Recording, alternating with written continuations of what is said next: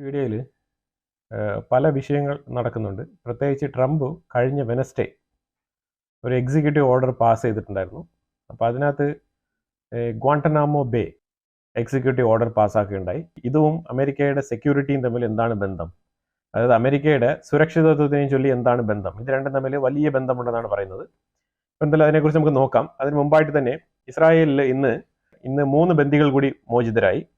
അതിനകത്ത് യർദേൻ ബിബാസ് എന്ന് പറഞ്ഞ ഒരു ബിബാസ് ഫാമിലിയിൽപ്പെട്ട ഒരു വെൽഡറായിട്ട് പണിയെടുക്കുന്ന ആ വ്യക്തിയുടെ റിലീസ് ഉണ്ടായി. ഈ ബിബാസിന്റെ തന്നെ ഫാമിലി ആയിട്ടുള്ള വൈഫും അതേപോലെ 2 കുട്ടികളും, ഏതാണ്ട് 2 വയസ്സ് 5 വയസ്സ്.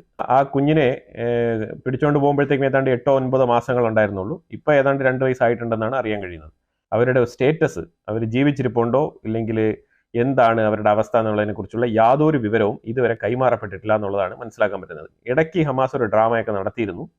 അതായത് അവർ കൊല്ലപ്പെട്ടു എന്നും ഇസ്രായേലിന്റെ ആക്രമണത്തിൽ തന്നെ കൊല്ലപ്പെട്ടു എന്നൊക്കെ ചില ആരോപണങ്ങളൊക്കെ. അപ്പോൾ എന്തായാലും ഇത്രയും നാളായിട്ടും ഇവരെ വിട്ട് കിട്ടുന്നില്ല എന്നുള്ളതിൽ തന്നെ ഒരു ആശങ്കയുണ്ട് ഇസ്രായേലിന്റെ ഉള്ളിൽ. കൃത്യമായിട്ട് ഈ ഒരു 2 കുട്ടികളുടെ ഫോട്ടോ പ്രദർശിപ്പിച്ചുകൊണ്ടാണ് ശരിക്കും പറഞ്ഞാൽ ഈ ഒരു ഹമാസ് ഏറ്റവും കൂടുതൽ ഈ ഒരു ഇസ്രായേലിന്റെ ഉള്ളിൽ തന്നെ ഈ ഒരു ബന്ദികളെ വിട്ടുകിട്ടാനുള്ള ആ ഒരു പ്രക്ഷോഭം ആളിക്കത്താൻ വേണ്ടിയിട്ടുള്ള എരിതിയിൽ എണ്ണ ഒഴിക്കുന്ന പോലുള്ള ഏർപ്പാടായിട്ട് ഈ ഒരു സെന്റിമെന്റലി ഇസ്രായേലിനെ ഒന്ന് വീക്കൻ ചെയ്യാൻ വേണ്ടിയിട്ടുള്ള ഒരു ശ്രമമാണ് അവർ നടത്തിയത് ഈ 2 കുട്ടികളെ വെച്ചുകൊണ്ട്. ഇപ്പോഴാണെങ്കിൽ ആ കുട്ടികളെ കുറിച്ചുള്ള ഒരു വിവരവും ഇല്ല. അവരെ എപ്പോൾ വിടും? ലിസ്റ്റിൽ ആദ്യമേ 33 പേരുടെ ലിസ്റ്റിൽ കുട്ടികളുടെ പേരുണ്ടായിരുന്നു. പക്ഷേ അതിന് സ്ത്രീകൾ ഉൾപ്പെടെ വയസ്സായവർ ഉൾപ്പെടെയുള്ള ആൾക്കാരെല്ലാം വിട്ടിട്ടും ഈ ഒരു കുട്ടികളുടെ കാര്യത്തിൽ ഇതുവരെ ഒരു തീരുമാനമായിട്ടില്ല എന്നുള്ളതാണ്. ഈ അമ്മയും ഈ കുട്ടികളെയും കുറിച്ചുള്ള യാതൊരു വിവരവും ഇതുവരെ ലഭ്യമല്ല എന്നുള്ളതാണ്. 4ാം ഘട്ട എക്സ്ചേഞ്ച് ആണ്. ഇന്ന് 4ാമത്തെ തവണയായിട്ട് ഇസ്രായേൽ പലസ്തീൻ തടവുകാരെ, അതായത് ഈ തീവ്രവാദികളായിട്ടുള്ള പിടിച്ചു വെച്ചിരിക്കുന്ന ആൾക്കാരെ വിട്ടയക്കുന്നതാണ്. നമ്മൾ പറഞ്ഞു വരുന്നത് വെച്ചാൽ US കാര്യം നോക്കിക്കഴിഞ്ഞാൽ ട്രംപ് കഴിഞ്ഞ തവണത്തെ പോലെയല്ല. കഴിഞ്ഞ തവണ ട്രംപ് വന്നു, കുറെ നിയമങ്ങളൊക്കെ പാസ്സാക്കി, കുറച്ചുകൂടെ കാഷ്വൽ ആയിട്ട് കാര്യങ്ങളൊക്കെ ചെയ്തു പോകുന്ന ഒരു രീതിയായിരുന്നു. പക്ഷെ ഇത്തവണ ട്രംപ് പറയുന്നത് വളരെ വ്യക്തമായിട്ട്, വളരെ പെട്ടെന്ന് ക്വിക്കായിട്ട് തന്നെ എല്ലാം നടപ്പിലാക്കുന്ന രീതിയിലുള്ള കാര്യങ്ങളാണ് നമ്മളിപ്പോൾ കണ്ടുവരുന്നത്. ഇതിനകത്ത് ഇന്ത്യ, ചൈന, ബ്രസീൽ ഉൾപ്പെടെയുള്ള രാജ്യങ്ങളെ കൃത്യമായിട്ട് പുള്ളി ചൂണ്ടിക്കാണിക്കുന്നുണ്ട്. ഈ രാജ്യങ്ങളൊക്കെ ഹൈ ടാക്സ് മേടിക്കുന്ന രാജ്യങ്ങളാണ്. അതായത് ഇമ്പോർട്ട് ചെയ്യുന്നതിന്, അമേരിക്കയിൽ നിന്ന് ഉൽപ്പന്നങ്ങൾ നമ്മളുടെ ഇന്ത്യയിലോട്ടോ അതേപോലെ ബ്രസീലിലോട്ടോ ഒക്കെ റിസീവ് ചെയ്യുന്നതിന് ഒരുപാട് താരിഫുകൾ കൂടുതൽ എടുക്കുന്ന രാജ്യങ്ങളാണ്, ചാർജ് ചെയ്യുന്ന രാജ്യങ്ങളാണ് ഇതൊക്കെ എന്നാണ് പറഞ്ഞിരിക്കുന്നത്. ഇന്ത്യ കൂടെ ഉൾപ്പെടെയാണ് പറഞ്ഞിരിക്കുന്നത്.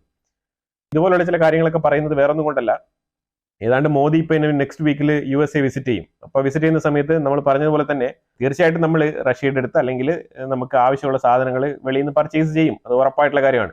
അപ്പോൾ ആ ഒരു പർച്ചേസ്, ആ ഒരു ഡിഫൻസ് മേഖലയിലുള്ള പർച്ചേസ് അമേരിക്കയിലോട്ട് ഫോക്കസ് ചെയ്യാനുള്ള രീതിയിലുള്ള കാര്യങ്ങൾ കൃത്യമായി മുന്നോട്ട് നീക്കും എന്നാണ് മനസ്സിലാക്കാൻ പറ്റുന്നത്. അങ്ങനെ അഥവാ നമ്മൾ ഈ ഒരു ഡിഫൻസ് ഡീലിൽ ഒപ്പിടുന്നില്ല എന്നുണ്ടെങ്കിൽ നമുക്കും കൂടെ ടാരിഫ് വരും. അതാണ് ഇതിന്റെ ഒരു സൂചന. ഇന്ത്യയിൽ ഇന്ന് ബഡ്ജറ്റ് പ്രഖ്യാപനമുണ്ടായി. അപ്പം ഈ ഒരു സാമ്പത്തിക വർഷത്തെ ബഡ്ജറ്റിൽ 12 ലക്ഷം വരെ വാർഷിക വരുമാനമുള്ള ആൾക്കാർക്ക് ടാക്സ് അടയ്ക്കേണ്ടതില്ല. ഇതൊരു വലിയ കാര്യമാണ്. ഇത് ശരിക്കും പറഞ്ഞാൽ മിഡിൽ ക്ലാസ്സുമായിട്ട് ബന്ധപ്പെട്ട ആൾക്കാരുടെ കുറച്ച് പർച്ചേസിംഗ് കപ്പാസിറ്റി കൂട്ടുന്ന ഒരു ഏർപ്പാടാണ്. ഈ മിഡിൽ ക്ലാസ് എപ്പോഴും പർച്ചേസിംഗ് ചെയ്യുന്ന ഒരു കപ്പാസിറ്റി ഉണ്ടായിരിക്കണം മിഡിൽ ക്ലാസ്സിൽ. കാരണം നമ്മളുടെയൊക്കെ ശമ്പളം എന്ന് പറഞ്ഞാൽ ഏതാണ്ട് 50% ടാക്സിൽ മാത്രം പോകുന്നതാണ്. ടാക്സ് എന്ന് പറഞ്ഞാൽ ഈ ഒരു ഇൻകം ടാക്സ് മാത്രമല്ല, അതിലുപരിയായിട്ട് GST ഉണ്ട്, റോഡ് ടാക്സ് ഉണ്ട്, പ്രോപ്പർട്ടി ടാക്സ് ഉണ്ട്. അപ്പൊ ഇതുപോലെ പല പല ടാക്സുകളുമായിട്ട് നമ്മുടെ പൈസ ഇങ്ങനെ 50% ഏതാണ്ട് സാലറിയിൽ പോകുന്ന ഒരു രീതിയാണ് കണ്ടുവരുന്നത്. അപ്പൊ അതുകൊണ്ട് ഈ ഒരു റിലാക്സേഷൻ എങ്കിലും ഒരു 12 ലക്ഷം വരെ, അതായത് ഒരു മാസം 1 ലക്ഷം രൂപ നേടുന്ന ഒരാൾക്ക് ടാക്സ് അടയ്ക്കേണ്ടതില്ല. കറക്റ്റ് ന്യായമായിട്ടുള്ള കാര്യമാണ്. ഇന്നത്തെ ഒരു സാഹചര്യം അനുസരിച്ച് അത്രയും ഇൻഫ്ലേഷൻ ഉണ്ട് ഇന്ത്യയിൽ. അപ്പൊ അതുകൊണ്ട് ഇത് വളരെ നല്ലൊരു കാര്യമാണ്. പക്ഷെ ഇത് മാത്രം പോരാ. അതായത് 30 ലക്ഷത്തിൽ കൂടുതൽ വരുമാനം മേടിക്കുന്ന ആൾക്കാർ, 30 ലക്ഷത്തിൽ കൂടുതൽ വരുമാനം മേടിക്കുന്ന ആൾക്കാരുണ്ട് ആനുവലി. അവരെയൊക്കെ ടാർഗറ്റ് ചെയ്യണം. അവരുടെ ടാക്സിന്റെ താരിഫ് കൂട്ടുകയും വേണം. ആ പ്രവൃത്തി ഇതുവരെ നടന്നിട്ടില്ല. അതും കൂടെ ചെയ്യേണ്ടതാണ്.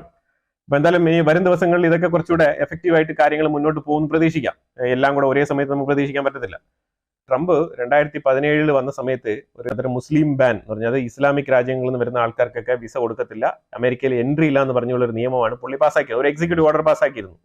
അപ്പൊ ആ എക്സിക്യൂട്ടീവ് ഓർഡറിൽ വളരെ സ്പെസിഫിക് ആയിട്ട് ചില കാര്യങ്ങൾ പറഞ്ഞിട്ടുണ്ടായിരുന്നു. ചില രാജ്യങ്ങളുടെ പേരെടുത്ത് പറഞ്ഞിട്ടുണ്ടായിരുന്നു. Iran, Iraq, Libya, Sudan, Somalia, Yemen, Syria, ഇത്രയും രാജ്യങ്ങളുടെ പേര് പറഞ്ഞുകൊണ്ടാണ് ആ ഒരു ഓർഡിനൻസ്, ഒരു എക്സിക്യൂട്ടീവ് ഓർഡർ ഇറക്കിയത്. അന്ന് പുള്ളി ഇറക്കിയത് 2017. ഇത് വലിയ തോതിലുള്ള ചർച്ചകൾക്കും പല രീതിയിലുള്ള വിവാദങ്ങൾക്കും വഴിയൊരുക്കിയിരുന്നു എന്നുള്ളതാണ്. ഈ ഒരു നിയമം പാസ്സായതിന്റെ ഒരാഴ്ച കഴിഞ്ഞ് ഒരു ലേഡി ആരാണ്ട് യൂറോപ്പിൽ നിന്നും, ഒരു അമേരിക്കയിൽ പഠിച്ചുകൊണ്ടിരുന്ന ഒരു സ്റ്റുഡന്റ് യൂറോപ്പിൽ നിന്നും അമേരിക്കയിലേക്ക് യാത്ര ചെയ്യാൻ ഒരുങ്ങിയപ്പോഴത്തേക്കും അമേരിക്കൻ എയർലൈൻസിൽ അവരെ കയറ്റിയില്ല. അപ്പൊ ഇങ്ങനെ ഒരു വിഷയം ഉണ്ടായതുകൊണ്ട് ഈ ലേഡി കോർട്ടിലേക്ക് കേസ് മൂവ് ചെയ്യാണ് ചെയ്തത്. അങ്ങനെ മൂവ് ചെയ്തപ്പോഴാണ് ഈ ഒരു നിയമം ചർച്ച ചെയ്യപ്പെട്ട് ഈ ഒരു നിയമം നടപ്പിലാക്കാൻ പറ്റാതെ പോയത്. കാര്യങ്ങളൊക്കെ പിന്നീട് മാറി മറിഞ്ഞത്. അപ്പൊ ആ ഒരു സാഹചര്യത്തിൽ പിന്നെ ഈ ഒരു നിയമം ഫുൾ ഫ്ലഡ്ജ് ആയിട്ട് ട്രംപിനെ നടപ്പാക്കാൻ പറ്റാത്തൊരവസ്ഥയായിരുന്നു. എന്നാൽ ഇത്തവണ ട്രംപ് വന്നപ്പോഴത്തേക്കും ആ നിയമം കയ്യിലെടുത്തോ എന്ന് ചോദിച്ചു കഴിഞ്ഞാൽ യെസ്, കയ്യിലെടുത്തിട്ടുണ്ട്. പുള്ളി വളരെ വൃത്തിയായിട്ട് ഇത്തവണ വേറൊരു രീതിയിൽ ഈ ഒരു നിയമം ഇംപ്ലിമെന്റ് ചെയ്തിട്ടുണ്ട്. ഈ മുസ്ലിം ബാൻ നെക്സ്റ്റ് വേർഷൻ എന്ന് വേണമെങ്കിൽ പറയാം. ഇപ്പൊ ഈ ഒരു നെക്സ്റ്റ് വേർഷനിൽ പുള്ളി പറഞ്ഞിരിക്കുന്നത് ചില രാജ്യങ്ങളിൽ നിന്ന് വരുന്ന ആൾക്കാർക്ക്, അതായത് യുണൈറ്റഡ് സ്റ്റേറ്റ്സിന്റെ, അമേരിക്കയുടെ സേഫ്റ്റിയുടെ ഭാഗമായിട്ടും അമേരിക്കയുടെ നാഷണൽ സെക്യൂരിറ്റിയുടെ ഭാഗമായിട്ട് ചില രാജ്യത്ത് നിന്ന് വരുന്ന ആൾക്കാർക്ക് ഇവിടെ വിസ പ്രൊവൈഡ് ചെയ്യുന്നതല്ല. അതായത് അവരുടെ എൻട്രി ഇവിടെ വെൽക്കം അല്ല എന്നാണ് പറഞ്ഞിരിക്കുന്നത്. അവരുടെ എൻട്രി ഇവിടെ സ്വീകാര്യമല്ല എന്നുള്ളതാണ്. അതായത് അങ്ങനത്തെ ആൾക്കാരുടെ കടന്നുവരവ് ഇവിടെ അമേരിക്കയ്ക്ക് വേണ്ട എന്നാണ് പുള്ളി പറഞ്ഞു വെക്കുന്നത്. അതായത് ഈ ഒരു മുസ്ലിം രാജ്യങ്ങൾ, കുറച്ച് രാജ്യങ്ങളുണ്ട്, ആ രാജ്യങ്ങളിൽ നിന്ന് വരുന്ന ആൾക്കാർക്ക് വിസ കൊടുക്കുന്നില്ല. അതിനോടൊപ്പം ഇത് 90 ദിവസത്തേക്കാണ് എന്നുള്ള ഒരു ക്ലോസും കൂടെ അതിനകത്ത് വെച്ചിട്ടുണ്ട്. നമ്മളെ രാജ്യത്തിന്റെ സേഫ്റ്റിയുമായിട്ട് ബന്ധപ്പെട്ട കാര്യമല്ലേ. അപ്പൊ ഇതിനകത്ത് കൂടുതൽ കയറി ആർക്കും അങ്ങോട്ട് നിയമപരമായിട്ട് ഇതിനകത്ത് കയറി കളിക്കാൻ പറ്റില്ല. ആ രീതിയിൽ ഒരു ബുദ്ധിപരമായിട്ടുള്ള നീക്കമായിട്ടാണ് ഈ ഒരു എക്സിക്യൂട്ടീവ് ഓർഡറിനെ നമ്മൾ കാണേണ്ടത്. അപ്പൊ ഇതിനകത്ത് തീർച്ചയായിട്ടും ട്രംപ് പറഞ്ഞിരിക്കുന്നത് 90 ഡേയ്സ് കഴിയുമ്പോഴത്തേക്കും ഈ റിപ്പോർട്ട് എന്റെ ടേബിളിൽ എത്തണം. ഏതാണ്ട് 85 ഡേയ്സിൽ ഈ റിപ്പോർട്ട് എന്റെ ടേബിളിൽ എത്തണം. ഏതൊക്കെ രാജ്യങ്ങളിൽ നിന്ന് വരുന്ന ആൾക്കാരാണ് ഏറ്റവും കൂടുതൽ അമേരിക്കയ്ക്ക് ഭീഷണി ഉയർത്തുന്നത്, അവരുടെ ലോ ആൻഡ് ഓർഡറിനെ ഫോളോ ചെയ്യാത്തത്, അതുപോലെ തന്നെ അമേരിക്കയെ ഉപദ്രവിക്കാൻ ശ്രമിക്കുന്നത്, അതുപോലെ പല രീതിയിലുള്ള തീവ്രവാദ പ്രവർത്തനങ്ങൾ ഈ രാജ്യത്തിനുള്ളിൽ നടത്താൻ വേണ്ടി ശ്രമിക്കുന്നത്. അപ്പൊ ഇങ്ങനത്തെ കാര്യങ്ങളൊക്കെ അതിനകത്ത് മെൻഷൻ ചെയ്തിട്ടുണ്ട്. അപ്പൊ ഇതൊക്കെ മോണിറ്റർ ചെയ്ത് സ്റ്റഡി ചെയ്യാൻ വേണ്ടിയിട്ടും കൂടിയാണ്. അപ്പൊ അതിലുപരിയായിട്ട് പറഞ്ഞിരിക്കുന്നത് ഈ രാജ്യങ്ങളിൽ നിന്ന് വന്ന് പഠിക്കുന്ന സ്റ്റുഡൻസ്, ഈ സ്റ്റുഡന്റുകളായിട്ടുള്ള ആൾക്കാരെ കൃത്യമായിട്ട് മോണിറ്റർ ചെയ്യുക. കാരണം ഏറ്റവും കോളേജുകൾക്കുള്ളിലാണ് ഈ ഒരു പ്രവർത്തന മേഖലയായിട്ട് കൂടുതൽ കണ്ടുവരുന്നത്. അത് ഈ ഒരു മരുന്ന് കച്ചവടം ആയിക്കോട്ടെ, അതുപോലെ തന്നെ ഈ രീതിയിലുള്ള തീവ്രവാദ പ്രവർത്തനങ്ങളായിക്കോട്ടെ, ഇതെല്ലാം കോളേജിനുള്ളിലാണ് കാര്യങ്ങളൊക്കെ നടക്കുന്നത്. അതുകൊണ്ട് ഏറ്റവും കൂടുതൽ കോളേജുകൾ കേന്ദ്രീകരിച്ച് ഈ ഒരു മുസ്ലിം രാജ്യങ്ങളിൽ നിന്ന് വരുന്ന ഈ ഒരു കുട്ടികളെ കൃത്യമായി നിരീക്ഷിക്കണമെന്നാണ് പറഞ്ഞിരിക്കുന്നത്. അപ്പൊ ഇത് നിരീക്ഷിച്ചിട്ട് 85 ദിവസം കഴിയുമ്പോഴത്തേക്കും ഒരു സ്റ്റേറ്റ്മെന്റ്, ഒരു റിപ്പോർട്ട് ട്രംപിന്റെ ടേബിളിലേക്ക് പോകും. അതനുസരിച്ചിട്ട് ഈ രാജ്യങ്ങളിലുള്ള ആൾക്കാർക്കൊക്കെ വിസ കൊടുക്കുന്നത് തടയുന്നതായിരിക്കും. അപ്പൊ ആ രീതിയിൽ വരാൻ പോകുന്ന രാജ്യങ്ങളുടെ ലിസ്റ്റ് ഞാൻ ഓൾറെഡി പറഞ്ഞു കഴിഞ്ഞല്ലോ. 2017 പുള്ളി ഏത് രാജ്യങ്ങളാണോ ലിസ്റ്റ് ചെയ്ത് വെച്ചിരുന്നത് ആ രാജ്യങ്ങളുടെ പേരുകളൊക്കെ വരും എന്നുള്ളതിൽ യാതൊരു മാറ്റമില്ല എന്നുള്ളതാണ്. അപ്പൊ കൃത്യമായിട്ട് ഈ ഒരു നിയമം നടപ്പിലാക്കാൻ ട്രംപ് പഠിച്ചിരിക്കുന്നു. അത് നടപ്പിലാക്കാനും പോവാണ്. ഇനി ഈ ഒരു ഇൻവെസ്റ്റിഗേഷൻ നടക്കുന്ന കാലയളവിൽ എന്താണ് ചെയ്യാൻ പോകുന്ന പറഞ്ഞാല് ഗ്വാണ്ടനാമോ ബേ, ഈ ഗ്വാണ്ടനാമോ ബേ എന്ന് പറഞ്ഞ് നിങ്ങൾ കേട്ടിട്ടുണ്ടാവോ ഇല്ലെന്ന് എനിക്കറിയത്തില്ല. ഇതിപ്പോ റീസെന്റ് ആയിട്ട് ലാസ്റ്റ് 1 വീക്ക് കൊണ്ട് അമേരിക്കയിൽ വളരെയധികം പോപ്പുലർ ആയിട്ട് ചർച്ച ചെയ്യപ്പെട്ടുകൊണ്ടിരിക്കുന്ന ഒരു വിഷയമാണ്. ഈ ഗ്വാണ്ടനാമോ ബേ എന്ന് പറയുന്നത് ഇത് ലൊക്കേറ്റ് ചെയ്തിരിക്കുന്നത് ക്യൂബയിലാണ്. ക്യൂബ എന്നറിയാലോ.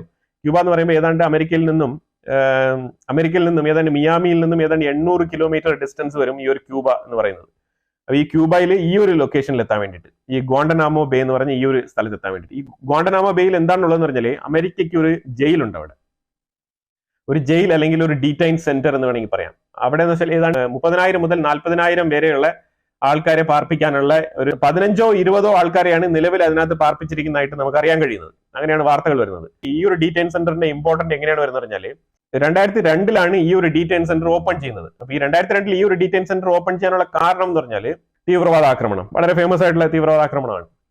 അമേരിക്കയിൽ ആ വേൾഡ് ട്രേഡ് സെന്റർ എന്ന് പറഞ്ഞ 2 ബിൽഡിങ്ങുകൾ അടിച്ച് നിലംപരിശാക്കിയ ആ ഒരു സംഭവം, വാർ ഓൺ ടെറർ എന്നുള്ള പേരിൽ പല രീതിയിലുള്ള അന്വേഷണങ്ങൾ ഇതിനെ ചൊല്ലി അമേരിക്കയിൽ നടക്കുന്നുണ്ടായിരുന്നു. അപ്പൊ ആ നടക്കുന്ന സമയത്ത് ഒരുപാട് പേരെ അറസ്റ്റ് ചെയ്യപ്പെട്ടു. അതിൽ ഒരുപാട് മുസ്ലിംസ് അറസ്റ്റ് ചെയ്യപ്പെട്ടു. ഏതാണ്ട് 48 രാജ്യങ്ങളിലുള്ള ആൾക്കാരെ ഉൾപ്പെടെ ഈ ഒരു കേസിൽ പ്രതികളായിട്ട് പിടിക്കപ്പെട്ടു എന്നുള്ളതാണ്. ഈ പിടിക്കപ്പെട്ട ആൾക്കാരിൽ ഒരുപാട് ആൾക്കാരെ വിട്ടയച്ചു. ഏതാണ്ട് 800 മുതൽ 1000 ആൾക്കാരെ ഈ ഒരു ഗ്വാണ്ടനാമോ ബേയിലേക്ക് മാറ്റി എന്നാണ് കേട്ടത്. കാരണം തീവ്രവാദ പ്രവർത്തനത്തിന് വേണ്ടി പിടിക്കപ്പെട്ട ആൾക്കാർ, ഇവരെ രാജ്യദ്രോഹ കുറ്റമാണ്. അപ്പൊ അതുകൊണ്ട് ഇതിനകത്ത് രാജ്യത്തിന് ഉള്ളിലുള്ള കോടതിയിൽ ഇതിനൊന്ന് സബ്മിറ്റ് ചെയ്ത് ഇവർക്ക് വലിയ പ്രൊസീജിയർ ഒന്നും നടപ്പിലാക്കേണ്ട ആവശ്യമില്ല. ഇവന്മാരെയൊക്കെ എത്രയും വേഗം നാട് കടത്തിയാണ് വേണ്ടെന്നുള്ള രീതിയിലാണ് ഈ ഗ്വാണ്ടനാമോ ബേയിൽ കൊണ്ട് ഇവരെ ഡീറ്റെയിൻ ചെയ്തിട്ടത്. അതിൽ നിന്ന് ഏതാണ്ട് 785 ആൾക്കാരോളം പിന്നീട് വേറെ രാജ്യങ്ങളിലേക്കൊക്കെ കയറ്റി അയക്കപ്പെട്ടു. പലരുടെ കുറ്റങ്ങൾ തെളിഞ്ഞു, പലരുടെ കുറ്റങ്ങൾ തെളിയിക്കപ്പെട്ടിട്ടില്ല. അപ്പൊ അങ്ങനെയുള്ള ആൾക്കാരെയൊക്കെ അവിടെ നിന്ന് വിട്ടയക്കുകയാണ് ചെയ്തത്. 9ഓ 10ഓ ആൾക്കാർ മരണപ്പെട്ടും പോയിട്ടുണ്ട്. ബാക്കിയുള്ളവരൊക്കെ റിലീസ് ചെയ്യപ്പെട്ടു എന്നുള്ളതാണ് അറിയാൻ കഴിയുന്നത്. പിന്നെ അതിനകത്തൊരു 15ഓ 20ഓ പേരാണ് ഇപ്പൊ നിലവിൽ അതിന്റെ ഉള്ളിൽ പാർപ്പിച്ചിരിക്കുന്നത്. അപ്പൊ ഇതിന് ഇപ്പൊ എന്താണ് പ്രസക്തി എന്ന് പറഞ്ഞു കഴിഞ്ഞാൽ ട്രംപ് ഇപ്പൊ ഈ ഒരു ഇല്ലീഗൽ എമിഗ്രന്റ് ആയിട്ടുള്ള ആൾക്കാരെ തെരഞ്ഞു പിടിക്കുകയാണ്. അതൊരു സൈഡിൽ. അപ്പൊ ഇല്ലീഗൽ എമിഗ്രന്റ് ആയിട്ടുള്ള ആൾക്കാരെ പിടിച്ചു കഴിഞ്ഞാൽ അവരുടെ അടുത്ത് രേഖയുള്ള ആൾക്കാരാണെന്നുണ്ടെങ്കിൽ അവരുടെ രേഖ പരിശോധിച്ച് അവരുടെ മേളിൽ ക്രിമിനൽ ആക്ടിവിറ്റീസ് അങ്ങനെയുള്ള കാര്യങ്ങളൊന്നും ഇല്ല എന്നുണ്ടെങ്കിൽ, അതേപോലെ ഈ മരുന്ന് കച്ചവടം അതുമാതിരിയുള്ള ഒരു രീതിയിലും ഒരു കേസുകളിലും പെടാത്ത ആൾക്കാരാണെന്നുണ്ടെങ്കിൽ അവരെ വൃത്തിയായിട്ട് അവരുടെ രാജ്യത്തേക്ക് മടക്കി അയക്കുക. ഈ പിടിക്കപ്പെട്ട ആൾക്കാരിൽ ഇതേപോലത്തെ കുറ്റകൃത്യം ചെയ്യുന്ന ആൾക്കാർ, ഇമാതിരിയുള്ള ആൾക്കാരൊക്കെ ഉണ്ടാവുമല്ലോ, ഇവരെയൊക്കെ ഈ ഗ്വാണ്ടനാമോ ബേയിലേക്ക് മാറ്റാനുള്ള ഏർപ്പാടാണ് നോക്കുന്നത്. വിസ ഹോൾഡറായിട്ട് ഇരിക്കുന്ന ഈ പ്രത്യേക രാജ്യങ്ങളിലുള്ള ആൾക്കാർ, പ്രത്യേകിച്ച് ഈ ഒരു അതിതീവ്ര ഇസ്ലാമിക് നിലപാടുള്ള രാജ്യങ്ങളിൽ നിന്ന് വരുന്ന ആൾക്കാരെ കൃത്യമായിട്ട് മോണിറ്റർ ചെയ്യും. അതിലെ തീവ്രവാദ പ്രവർത്തനത്തിൽ ബന്ധമുള്ള ആൾക്കാർ, ഇതുപോലെ എന്തെങ്കിലുമൊക്കെ നിയമവിരുദ്ധ പ്രവർത്തനങ്ങളിൽ ഏർപ്പെടുന്ന ആൾക്കാരെയൊക്കെ അവിടെ കൊണ്ട് പാർപ്പിക്കാനാണ് തീരുമാനിച്ചിരിക്കുന്നത്. രണ്ടാമത്തെ കാര്യം എന്ന് പറഞ്ഞാൽ അവിടെ 30,000 ആൾക്കാർക്ക് സുഖമായിട്ട് താമസിക്കാനുള്ള ഏർപ്പാട് എന്തായാലും ഉണ്ടെന്നുള്ളതാണ് മനസ്സിലാക്കാൻ പറ്റുന്നത്. അപ്പൊ ആ രീതിയിലാണ് ഇപ്പൊ ട്രംപ് ഇതിനെ ഒരു എയിം ചെയ്തിരിക്കുന്നത്. ഇതിനകത്ത് പല പ്രതികൾക്കും ഈ ഗ്വാണ്ടനാമോ ബേ എന്ന് പറഞ്ഞാൽ അമേരിക്കയുടെ ഒരു സീക്രട്ട് ഡീറ്റെയിൻ സെന്റർ എന്ന് വേണമെങ്കിൽ പറയാം. ആ രീതിയിലാണ്. കാരണം അവിടെ കൊണ്ടുപോകുന്ന ആൾക്കാർക്ക് കേസ് ഉണ്ടാവണമെന്ന് പോലും ഇല്ല. നിങ്ങളെ സംശയത്തിന്റെ പേരിൽ പിടിച്ചാലും അവിടെ കൊണ്ടിടാൻ പറ്റും. ഒരു കേസും ഇല്ലാതെ അമേരിക്കയ്ക്ക് നിങ്ങളെ അവിടെ പൂട്ടിയിടാൻ പറ്റുന്നതാണ്. അതാണ് അവിടുത്തെ അവസ്ഥ. കാരണം വേറെ ഒന്നുമില്ല, ട്രംപ് പറയുന്നത് ഇത് ഇങ്ങനെ ഒരു ഇൻഹ്യൂമൻ ആയിട്ടുള്ള ഒരു ബിഹേവിയറിലിട്ട് പോണോ എന്നുള്ള രീതിയിലൊക്കെ ചോദിക്കുന്നുണ്ട് ആൾക്കാർ. കാരണം വേറെ ഒന്നുമില്ല, ജോർജ് ഡബ്ല്യു ബുഷ് ആണ് ഇത് മുന്നോട്ട് കൊണ്ടുപോയിരുന്നത്. അതിനുശേഷം വന്ന ബറാക് ഒബാമയാണെന്നുണ്ടെങ്കിൽ ഇത് വേണ്ട, ഇതിനെ പൂട്ടാം എന്നുള്ള നിലയിലൊക്കെ തീരുമാനിച്ചിട്ടുണ്ടായിരുന്നു. പിന്നീട് ഈ പ്രതികൾ അതിനകത്ത് താമസിക്കുന്നത് കൊണ്ട് തന്നെ അത് അത്ര എളുപ്പത്തിൽ പൂട്ടാൻ പറ്റിയില്ല. അങ്ങനെ ഒബാമ പോയതിനു ശേഷം വീണ്ടും ട്രംപ് വരികയാണ് ഉണ്ടായത്. ട്രംപ് വന്ന സമയത്ത് ട്രംപിന്റെ നയം അത് പൂട്ടണ്ട, അത് തുറന്നു തന്നെ ഇരിക്കട്ടെ എന്നുള്ളതായിരുന്നു. അത് കഴിഞ്ഞ് ജോ ബൈഡൻ വന്ന സമയത്തും ഇതിനെ പൂട്ടാം എന്നുള്ള നിലയിലൊക്കെ തീരുമാനമൊക്കെ എടുത്തിട്ടുണ്ടായിരുന്നു. പക്ഷേ അതും അത്ര എഫക്റ്റീവായിട്ട് നടപ്പിലാക്കാൻ പറ്റിയില്ല. അപ്പൊ ഇപ്പൊ ട്രംപ് വന്നിട്ട് അതിനെ പൂട്ടേ വേണ്ട, അതിനെ തുറന്ന് പ്രവർത്തിപ്പിക്കുക, ഈ നാട്ടിൽ കിടക്കുന്ന അമേരിക്കയിൽ വന്നിട്ട് അമേരിക്കയുടെ നിയമങ്ങൾ പാലിക്കാണ്ട്, അമേരിക്കയെ ഇഷ്ടമില്ലാണ്ട് അമേരിക്കയ്ക്കെതിരെ തീവ്രവാദ പ്രവർത്തനം, പ്രത്യേകിച്ച് തീവ്രവാദ പ്രവർത്തനത്തിൽ ഏർപ്പെടുന്ന ആൾക്കാരെ പിടിച്ചുകൊണ്ട് അവിടെ കൊണ്ട് പൂട്ടാനാണ് ഇപ്പം ട്രംപ് പദ്ധതി ഇട്ടിരിക്കുന്നത്. അതുപോലെ വേറൊരു കാര്യം കൂടെ പറയുന്നുണ്ട്. ഇത് അമേരിക്കയ്ക്ക് ഉള്ളിൽ വന്ന് അമേരിക്കയ്ക്കെതിരെ പ്രവർത്തിക്കുന്നവന് ഒരു പേടി സ്വപ്നമായിട്ട് മാറണം ഈ ഗ്വാണ്ടനാമോ ബേ എന്ന് പറയുന്നത്. ഗ്വാണ്ടനാമോ ബേ എന്നുള്ള പേര് കേൾക്കുമ്പോഴേ അവന് പേടി ഉണ്ടാവണം. ആ രീതിയിലാണ് ട്രംപ് ചിന്തിക്കുന്നത്. അത് കൂടാഞ്ഞിട്ട് പറയുന്നത് ഈ ഇല്ലീഗൽ എമിഗ്രന്റ് ആയിട്ട് നമ്മൾ ആൾക്കാരെ കയറ്റി അയക്കും, അവരവരുടെ രാജ്യത്തേക്ക് അയക്കും. അവിടെ അവരെ സ്വീകരിക്കപ്പെടുന്നില്ല, അവരെ ഏറ്റെടുക്കുന്നില്ല എന്നുണ്ടെങ്കിൽ അവരെ തിരിച്ച് നേരെ ഗ്വാണ്ടനാമോ ബേയിൽ അങ്ങ് ഇറക്കിയാൽ മതി എന്നാണ് പറഞ്ഞിരിക്കുന്നത്. ഇത് ശരിക്കും പറഞ്ഞാൽ ട്രംപ് വളരെ എഫക്റ്റീവ് ആയിട്ടുള്ള പ്ലാനിങ്ങും പ്രിപ്പറേഷനോട് കൂടിയാണ് വന്നിരിക്കുന്നത് ഇത്തവണ. അതുകൊണ്ട് കാര്യങ്ങളൊക്കെ എടുപിടി എന്ന് പറഞ്ഞാണ് നടപ്പിലാക്കുന്നത്. എന്തായാലും ഇത് വളരെ ശക്തമായിട്ടുള്ള തീരുമാനമാണ്. എന്നിരുന്നാലും ഇത് പുറമേയുള്ള ആൾക്കാർക്ക് അമേരിക്കയെ നോക്കി കാണുമ്പോൾ ഇങ്ങനെയൊക്കെ നമുക്ക് തോന്നുന്നെങ്കിലും അമേരിക്കയുടെ ഭാഗത്ത് നോക്കിക്കഴിഞ്ഞാൽ ഇത് പരിധി വരെ ശരി തന്നെയാണ്. കാരണം അവരുടെ രാജ്യത്തിന്റെ സുരക്ഷയ്ക്ക് വേണ്ടി, അമേരിക്കയുടെ സുരക്ഷിതത്വത്തിന് വേണ്ടിയിട്ട് പുള്ളി അങ്ങ് അറ്റം വരെയുള്ള തീരുമാനങ്ങൾ എടുക്കുകയാണ്. അങ്ങനെ നമുക്ക് ഇതിനെ കാണാൻ പറ്റൂ. ഏതൊരു അമേരിക്കനും ഇങ്ങനെ വായിക്കാൻ പറ്റൂ ഇത്. ആ രീതിയിലാണ് ട്രംപിന്റെ പ്രവർത്തനങ്ങൾ. ഇപ്പൊ നിങ്ങൾക്ക് ഗ്വാണ്ടനാമോ ബേ എന്താണെന്നും ട്രംപ് എടുത്തിരിക്കുന്ന ഈ ഒരു മുസ്ലിം ബാൻ നയം എങ്ങനെയാണ് നടപ്പിലാക്കാൻ പോകുന്നതെന്നും വളരെ വ്യക്തമായിട്ട് മനസ്സിലായിട്ടുണ്ടാവും. അപ്പൊ അതുകൊണ്ട് തന്നെ ട്രംപ് വീണ്ടും ഊന്നി പറയാണ്, ഗാസയെ ഞാൻ പൂർണ്ണമായിട്ടും സപ്പോർട്ട് ചെയ്യും എന്ന് പറയുമ്പോഴും ഗാസയിലുള്ള ജനങ്ങളെ മൊത്തം ജോർദാനിലേക്കും ഈജിപ്തിലേക്കും പറഞ്ഞയച്ചിട്ട് ഗാസയെ ഞാൻ ഫുൾ ക്ലീൻ ആക്കാൻ പോകുന്നു എന്ന് ഉറപ്പിച്ച് പറഞ്ഞുകൊണ്ടിരിക്കുന്ന വ്യക്തിയാണ് ട്രംപ്. അപ്പൊ നിങ്ങൾക്ക് മനസ്സിലായി കാണും എന്താണ് ട്രംപ് ഉദ്ദേശിക്കുന്നുള്ളത്. അപ്പൊ ഇന്ന് വീണ്ടും ആവർത്തിച്ച് ട്രംപ് പറയുന്ന കാര്യം എന്ന് പറഞ്ഞാല് ജോർദാൻ ആൻഡ് ഈജിപ്റ്റ് അവരങ്ങ് ടേക്ക് കെയർ ചെയ്യും. ബിക്കോസ് നമ്മൾ ഒരുപാട് കാര്യങ്ങൾ അവർക്ക് ചെയ്തു കഴിഞ്ഞു. ആർക്ക്? ജോർദാനും ഈജിപ്തിനും. ഇനിയും ഇതിൽ കൂടുതൽ കാര്യങ്ങളൊന്നും ചെയ്യാൻ വയ്യ. ഗാസ ജനങ്ങളുടെ കാര്യം ജോർദാനും ഈജിപ്തും നോക്കിക്കോളും. അത് ഓർത്ത് നിങ്ങൾ ടെൻഷൻ അടിക്കേണ്ടെന്നാണ് ട്രംപ് പറഞ്ഞിരിക്കുന്നത്. അത് വീണ്ടും ഇന്നലെ ആവർത്തിച്ച് പറഞ്ഞാണിത്. ഇതിന് കൃത്യമായിട്ടുള്ള പ്ലാൻ ഉണ്ട്. ഇത് ഉറപ്പായിട്ടുള്ള കാര്യമാണ്. ഇത് നമ്മൾ വെറുതെ വാർത്തയിൽ ചുമ്മാ ഇരുന്ന് പറയുന്നതല്ല. ഇത് കൃത്യമായിട്ട് വാർത്തകൾ മോണിറ്റർ ചെയ്യുന്ന ട്രംപ് ഇപ്പൊ നടപ്പിലാക്കിക്കൊണ്ടിരിക്കുന്ന നയങ്ങൾ വ്യക്തമായിട്ട് മനസ്സിലാക്കിക്കൊണ്ടാണ് നമ്മൾ ഈ കാര്യം പറയുന്നത്. ഈ മുസ്ലിം ബാൻ ആഫ്റ്റർ 90 days, ഒരു 3 മാസം കഴിഞ്ഞ് ട്രംപ് നടപ്പിലാക്കാൻ പോകുന്ന ആ ഒരു മുസ്ലിം ബാനിൽ ഉൾപ്പെടാൻ പോകുന്ന രാജ്യങ്ങൾ എന്ന് പറഞ്ഞാൽ Iran, Iraq, Syria, Sudan, Somalia, Yemen, Libya, അതിന്റെ കൂടെ കുറച്ച് രാജ്യങ്ങളും കൂടെ ചേരും. എറിത്രിയ, കിർഗിസ്ഥാൻ, ടാൻസാനിയ, ഈ രാജ്യങ്ങളും കൂടെ പെടാനുള്ള സാധ്യത വളരെ കൂടുതലാണ്. കാരണം ഇപ്പം ഈ ഒരു കിർഗിസ്ഥാൻ, ഉസ്ബെക്കിസ്ഥാൻ, ഈ ഒരു രാജ്യങ്ങളിൽ നിന്നൊക്കെ കൂടുതൽ ആൾക്കാർ ഇപ്പം ഈ ഒരു ഇടപെട്ട കാലത്ത് കൂടുതൽ തീവ്രവാദ പ്രവർത്തനങ്ങളിലേക്ക് പോകുന്നതായിട്ട് വാർത്തകൾ വരുന്നുണ്ടെന്നുള്ളതാണ്. അത് വാർത്തകൾ മാത്രമല്ല, ഡേറ്റാ ബേസിലുള്ള അനാലിസിസ് ആണ്. ശരിക്കും പറഞ്ഞാൽ ബന്ദികളെ മോചിപ്പിക്കുന്ന രംഗങ്ങളൊക്കെ നിങ്ങൾ കണ്ടു കാണുമല്ലോ. അതിനകത്ത് ഈ കൂട്ടമായിട്ട് ആൾക്കാർ വരിക, ഈ വലിയ വലിയ രീതിയിലുള്ള തോക്കുകളും ഇതൊക്കെ പിടിച്ചുകൊണ്ട് ആൾക്കാർ നിൽക്കുകയാണ്. ഇവരെയാണ് ഈ സിവിലിയൻസ് എന്നൊക്കെ പറയുന്നത്. ഇതാണോ സിവിലിയൻസ് ശരിക്കും പറഞ്ഞാൽ?